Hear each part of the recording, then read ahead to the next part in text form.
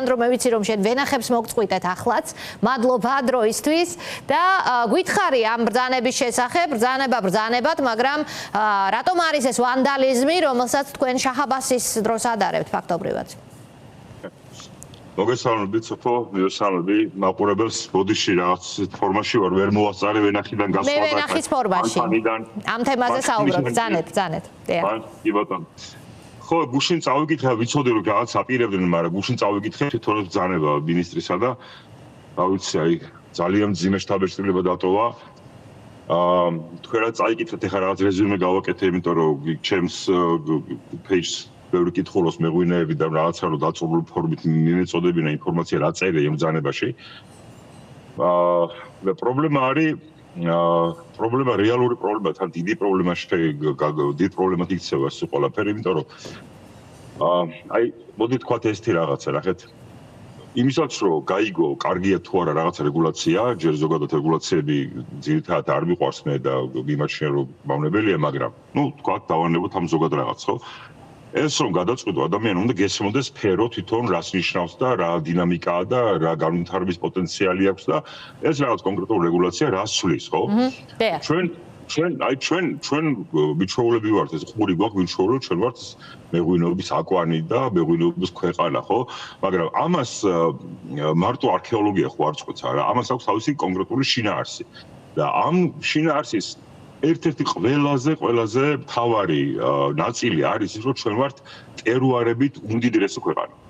და ჯიშური მრავალფეროვნებით, ვაზისმიტური მრავალფეროვნებით უმდიდრესი ქვეყანა. ნებისმიერ რეგულაცია, რომელიც ამ ორ რაღაცას დაარღვევს და შეზღუდავს, უკვე არის ძალიან ცუდი, ხო? მე ჯერ არ ვლაპარაკობ იმ სოციალურ პრობლემებზე, რომელმაც რაც შეიძლება ამან გამოიწვიოს. ეს ცალკე ამბავია. ჯერ ვლაპარაკობ თვითონ დარგში რას გამოიწვევს ეს ზოგადად. ეხლა ნახეთ რა ხდება. ჩვენ გვქონდა ძალიან დიდი წყვეტა მეღვინეობაში მე არ გულისხმობ ცხადია იმ ქარხნებს, რომელიც კომუნისტების დროს მუშაობდა და რაღაცა 525 ჯიშიდან 9 ჯიში იყო წარმოედგინეთ საწარმოო ბრუნვაში სულ. წარმოედგინეთ რამხელა გეფია, ხო, რამხელა დანაკარგია. მას შემდეგ რაც საქართველო გახდა დამოუკიდებელი ნელ-ნელა და განსაკუთრებით 2000-იანი წლების შემდეგ ფეხი მოიკიდა ჩვენში სხვადასხვა ილია ჭავჭავაძის კონცეფცია უდევს ამ ყველაფერს საფუძვლად თუ რას ნიშნავს რაც შეიძლება ნიშნავდეს ქართული მეღვინეობა და აი ამ მიმართულებით დაიწყო მოძრაობა თავიდან რამდენიმე და შემდეგ ამას მიემატა და ბოლო-ბოლო მივიღეთ რომ საკმაოდ ბევრმა რამდენიმე ასეულმა მარანმა მარანი არ არის მარტო მარანი, ხო ეს არის ვენახი ამავდროულად. კი ბატონო. უმრავლესობას აქვს ვენახი, ზოგს არ აქვს, მაგრამ ვის არ აქვს მიდის და სარგებლობს მაგდროს სხვისი ვენახით, ხო? სხვას მოყავს ყურძენი, ეს მარანი წავა, გააფურულებს ხელშეკრულებას, შეისყიდის. კი ბატონო. ბუნებრივია ამ პროცესში არის გადახდილი ყველა ეს გადასახადი, რომელიც ამ ადამიანებს ეკუთვნით, ანუ სახელმწიფო თავისას იღებს კანონით რაც ეკუთვნის ყოველთვის, ხო? მაგრამ დარგი ვითარდება დინამიურად. ეხლა რაც ისევ დინამიურად ვითარდება. ამ პროცესში ჩვენ უფრო და უფრო მეტი ჯიში შემოგვდის საწარმოო ბრუნვაში. რაც არაკეთებენ დიდი ინდუსტრიები, ნახეთ. ინდუსტრიების არ არის ეს საინტერესო, მათ საინტერესო არის რაც გაასაღებენ სამწუხაროდ ძირითადად რუსეთის ბაზარზე. ხო? და რაც არის ყური მიჩვეული რა, რაღაც რამდენიმე ჯიშია სულ სილამძულეში ლაპარაკი, რომელიც ეს ხალხი აწარმოებს. მრავალფეროვნება იზრდება მცირე მარნებში. შესაბამისად იზრდება ეს მცირე ვენახებში. ხო? ეხლა რასაც ეს ბრძანება გვეუბნება რომ სამეწარმოო მიზნით თუ აღშენებ ვენახს, ესე იგი უკვე რაღაც რეგულაციები გეხება და ამ რეგულაციების და ამის სოციალურ მხარეს და ამის ეფექტზეც აუცილებლად უნდა ვთქვათ ორი სიტყვა, ხო? ეს ნიშნავს რას, რომ როგორც კი შენ მოიწადინებ, რომ ყურძენი მოიყვანო და მერე ეს ან ყურძნად გაყიდო, ან ამისგან ღვინო დააყენო, ხო? ეს უკვე არის საწარმოო ციკლში ჩართული. კი ბატონო. და შესაბამისად ექვემდებარება ამ რეგულაციებს. ანუ მე დღეს ჩამიგდეს რაღაცა პატარა ნაწყვეტი ვიღაც გამოსვლა, რომ გონი მინისტრი მოადგილეს თუ არ ვწდები, რომ მხოლოდ 100 იმას შეეხებაო ვენახსო, ეს არის სული სისულე, მტკნარი სიცრუე, ეს არის უსირცხვილო ტყუილი. ყველა შეეხება. ეს შეეხება შეეხება ყველას. კი ბატონო. ის არის ამ და როგორ შეეხება? აი თქვენ მაგალითად, რომელიც იშვიათი ჯიშის ყურძენს მცირე რაოდენობით აწარმოებთ, მერე ღვინოს აყენებთ აქედან. აი რას შეცვლებს თქვენთვის ეს? არა აქვს, იცით, აი მცირეს იშვიათ ჯიშს აწარმოებთ თუ არა იშვიათ ჯიშს აწარმოებ, როგორც კი შენ აქედან ღვინო აწარმოო, შეეხება ყველას. დიახ. ანუ უბრალოდ რადგან შეეხება ყველას, ეს გამოიწვევს იმას, რომ ბევრი ვინც ამას თავს დაანებებს, ხო?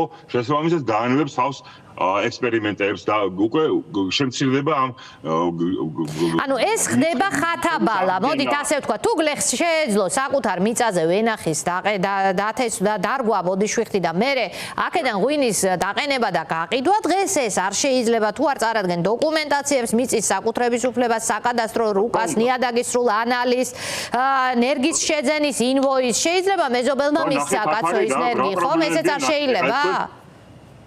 ბატონო, ყველასი არა, შეიძლება თეორიულად, მაგრამ ეხლა შეხედეთ რა ხდება. ჯერ ერთი ეს დოკუმენტაცია არის ძალიან არაკომფორტული და მით უმეტეს როცა არ გესმის გასაჭიროა, ხო? ანუ რაღაცა განმარტება და რაღაცა შენთვის გასაგები მიზეზი ქონდა ედო საფუძვლად, ხო? რევოლუციას რომ შენ წახვიდე და რაღაცა ხალის ეს გააკეთო. ნუ დავანებოთ ამ ყველაფერს თავი. დაკავშირებული არის ხარჯებთან. რა თქმა უნდა. არც თუ მცირე ხარჯებთან. იმიტომ რომ როდესაც შენ აკეთებ ნიადაგის ანალიზს, ყველაზე შეზღუდული ანალიზს რომ გააკეთო და მე არ ვიცი ესე რას მოითხოვენ სავარაუდოდ შეზღუდულს ნამდვილად არ მოითხოვენ, ერთი 1000 ლარამდე ნახდად გიждდება თვითონ ჯერზე, თვითონ აკვეთზე. დიახ. და ეხლა წარმოიდგინეთ თქვენ გლეხი, რომელიც შეიძლება წლის განმავლობაში ვნაკვეთი და სულ 3000 შოულობს, ეს ფული არასოდეს არ აქვს ერთად. დიახ. ხო? და რამდენად უღირს ამის ხარჯის გაწევა. ეს ძალიან დიდი პრობლემა იქნება. გარდა იმისა, რომ ბრძანებაში არ არის არანაირი კრიტერიუმები მოცემული, ჩვენ არ ვიცით ეს ნიადაგის ანალიზის მოთხოვნა რას უკავშირდება, რას ითხოვენ, რა უნდათ რომ დაინახოს. ან რაც ძალიან მნიშვნელოვანია, საერთოდ რა მათი საქმეა. აი ნახეთ, ვარ კერძო პირი დაუშვათ, ხო? ან მცირე მეწარმე, ან ინდმეწარმე, ან მცირე კომპანია. ფლობ რაღაცა მიწას და ვაშენებ ვენახს. მე იქ ჭკვიანურად მოიქცევი, სულეულად მოიქცევი, რაღაცას კარგად გავთვლი, ვერ გავთვლი, მოვიგებ, წავაგებ, ეს არის ჩემი საქმე. კი ბატონო. ჩემი საკუთარი რისკია და ჩემი საკუთარი საქმე. მე როცა სამეწარმეო საქმიანობას ვეწევი და იქ რაღაცა ფულს ვიგებ, უნებრივია ეხა იქ მე ხება რაღაც გადასახადები, რომელიც გადავიხადო. ამაზე ხო არა ლაპარაკი არა? ლაპარაკი არის იმაზე, რომ შენ არ შეიძლება მოხვიდე და საძინებელი შემოყო ცხვირი და რაღაცა ჩემს საკუთრებას შემოყო და მითხრა იქ რა უნდა გავაკეთო. კი ბატონო. ანდრო დაახლოებით წუთი დაგვრჩა და მეღვინეებს რომ გაუმახვილოთ საფრთხეებზე ყურადღება მოკლედ და შეჯამებულად ეს მინდა რომ თქვენ გთხოვოთ.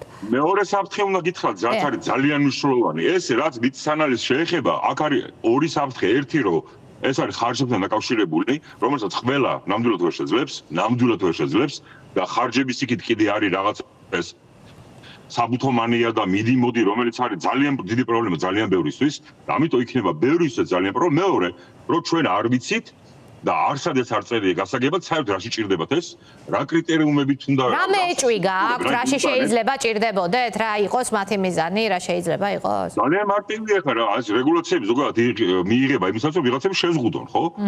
და ჩვენ რო უყურებთ ამ ხელისუფლებას, მათი თავარი მიზანია, რომ კონდეთ ტოტალური კონტროლი ყველაფერზე, რომ მათ ხელში იყოს თითოეული ადამიანის ბედი. ის ადამიანი საჭმლის ჭამას მოახერხებს თუ არა, ისიც უნდა მათ განსაზღვრო. ეს არის თავარი პრობლემა. და მეორეც რო ახსენო, ხა არ მინდა უსასრულო დიდი დრო წავიღო თქვენი, ხო? ლაპარაკი არის დაუშვათ მაგ ნახსენები არის ლიცენზირებული სანერგეები. კი ბატონო, ლიცენზირებული სანერგეები საერთოდ კარგი ნერგი ზოგადად პრობლემაა.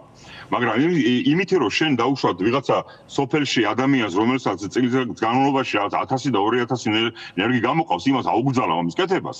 ანუ გაყიდვას რო აუგზავნო, უკვე კეთებას უგზავნო, ხო? დიახ. შენ ამით პრობლემას ვერ წყვეტ. და პირიქით ხდება, ნახეთ, როდესაც მე მჭირდება დაუშვათ რაღაც იშვიათი ჯიშის ყურძენი და დავრეკავ, ჩამოვრეკავ სანერგეებში, ძირითადად აღმოჩნდება, რომ არავინ ამას არ აწარმოებს. არავინ უბრალოდ. შენს უნდა ეძებოს რაღაც კერძო პირთან, უნდა შენთან მოიძიო ხშირად ვაზი, ააჭრა ეს რაღაცა ლერწი, ამოიღო კვირტები, მიუტანო ვიღაც მენამყენეს და უთხრა შენ ჭირები იქნება ეს დამიმყრო და რაღაცა და მე შედიხარ რაღაც ურთიერთობაში, ეს ხდება ეს ამბავი და ეს ჯიშური მრავალფეროვნება სინამდვილეში ჩვენ დაკარგულ, დავიწყებულ ჯიშებს ასე აღვადგენთ. კი ბატონო. გესმით? და როდესაც მე მეუბნებია რომ რაღაცა 5 სანერგიარი პირობითად ვიძახი გინდა 10 იყოს და ანუ 2 ხო რომელსაც აქ ძალიან შეზღუდული ჩამონათვალი ამებისი ხო ესე იგი რა ხდება ნახეთ ფერ ხდება მთელი ეს დინამიკა კი ბატონო ბრუნდებით საბჭოთა კავშირში როგორც ყველგან აქაც ასე გამოდის ჩვენ ვართ დიდი ბოდიში ვერ გავიგეთ ბრუნდებით საბჭოთა კავშირში როგორც ყველა სფეროში ასე გამოდის რამდენიმე ჯიშთან პირდაპირ გვაბრუნებენ საბჭოთა კავშირში მეტი ამას არაფერი არ ქვია და გარდა იმისა რომ ზოგადი თვალსაზრისით ეს ასე ხდება ხო კლავენ დარგს ანუ რას ნიშნავს კლავენ დარგს ნახეთ 5 და 6 და 10 რაღაცა ინდუსტრიული მეწესა მეღვინეობა რომ იმუშავებს ეს დამიჯერებ დარგს არაფერს არ შემატებს. კი ბატონო. იმიტომ რომ მეღვინეობა და მევენახეობა ისეთი რაღაცა რომ მცირე მეწარმეები ქმნიან ამას ძირითადად. კი ბატონო. მე მესმის მაგრამ დარგს ქმნიან პატარები. აი ეს არის ამის ლოგიკა, ნახეთ. კი ბატონო. და ეს პატარები ხრებიან ამ ბრძანებულების შედეგად ასე გამოდის ან იზღუდებიან ან ძალიან ბევრი გაქრება ამაში ვარ აბსოლუტურად დარწმუნებული, იმიტომ რომ ღრმად ვიცნობ ამ დარგს და ამ სფეროს და ეს რაც ხდება დღეს, ნახეთ, არის იმისი გარდა იმისა, რაც ვილაპარაკეთ, კიდევ არის იმისი მაგალითი, რომ დარგს ხელმძღვანელობენ ვიღაცეები, რომელსაც არც ესმით, მართლა არ ესმით. არც გული შეტკივა, თო რო შეტკიოდოთ, გული დაინტერესებოდნენ და ვიღაცას მაინც დაელაპარაკებენ, რაღაც გაიგებდნენ, ხო? წარმოდგენა არ აქვს, რას კამზას ხედან.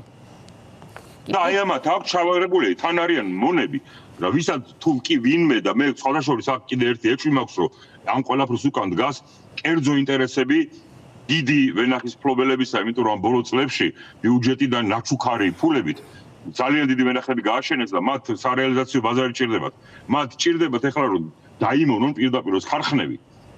რომ მათ გარდა ფაქტიურად იქ არავინ დიდი რაოდენობის ყურძენი არ შეიტანოს. დიდი მადლობა. ჩემი აზრით და ჩემი ეჭვით ერთ-ერთი მიზეზი უნდა იყოს ეს